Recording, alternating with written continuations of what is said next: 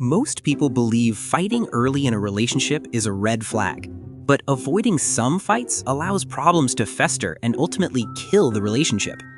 What reasons can make fighting helpful to a relationship? Let's explore 4 reasons why healthy relationships embrace some fights early. 1. To understand your partner's conflict style. Sharon and Jason had a big fight 2 days earlier. They're meeting for the first time after the fight. Sharon expects that Jason will bring up the fight for discussion, but Jason just starts talking about something else as if no fight occurred. Sharon is baffled. How can they settle a fight without talking about it? How can they get closure? Is Jason secretly angry with her? Meanwhile, Jason feels they both made their points during the fight. The fight is now in the past. People differ in how they resolve conflicts. According to John Gottman in his book, The 7 Principles for Making Marriage Work, couples simply have different styles of conflict.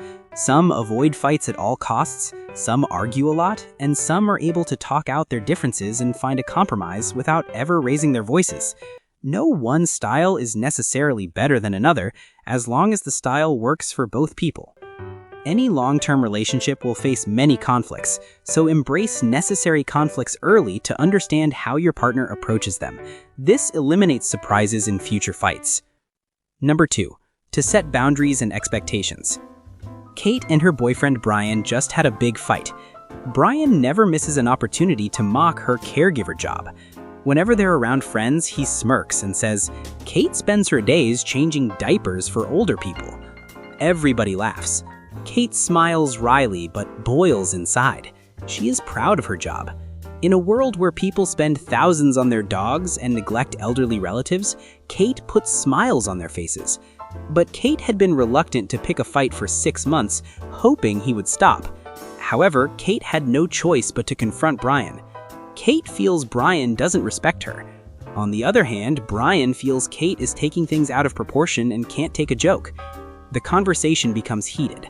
Kate wants the jokes to stop, and eventually Brian agrees. In a relationship, people can cross boundaries because they don't know where it is. These early conflicts help you define what is acceptable in the relationship.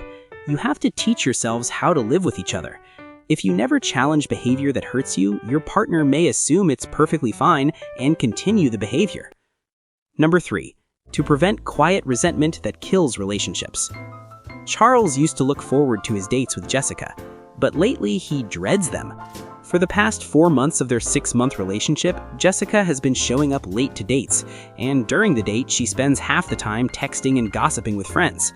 He raised the issue once, but Jessica just waved it off as nothing. She thinks Charles is overreacting. These issues aren't that bad. However, Charles has been thinking about what he really means to Jessica. Jessica continues her behavior as before, but whenever she does this, Charles's blood boils. The resentment has been building for months.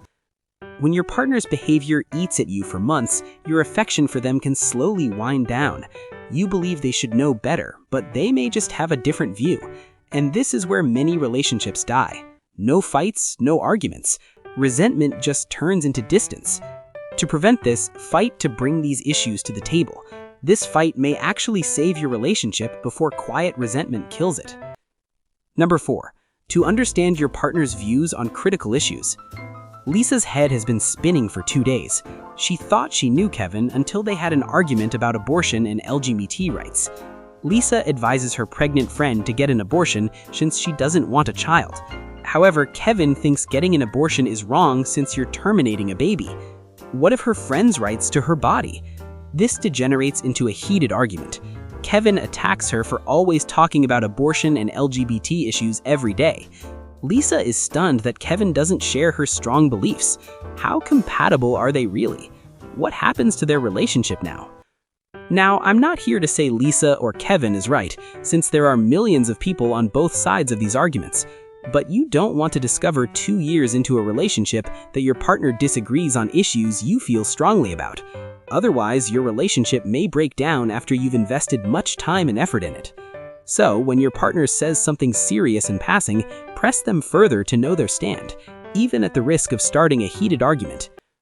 These simple fights can help you test how compatible you are.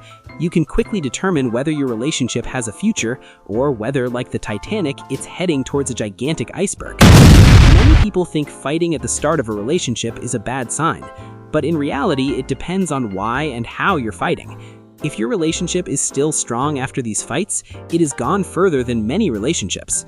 After all, every house looks strong when the weather is calm, but the house that stands after a big storm is the house that proves its strength. Sometimes the strength of your relationship is proven when it survives and grows stronger after a fight. Have you fought over issues at the beginning of a relationship? Let me know your experience in the comments.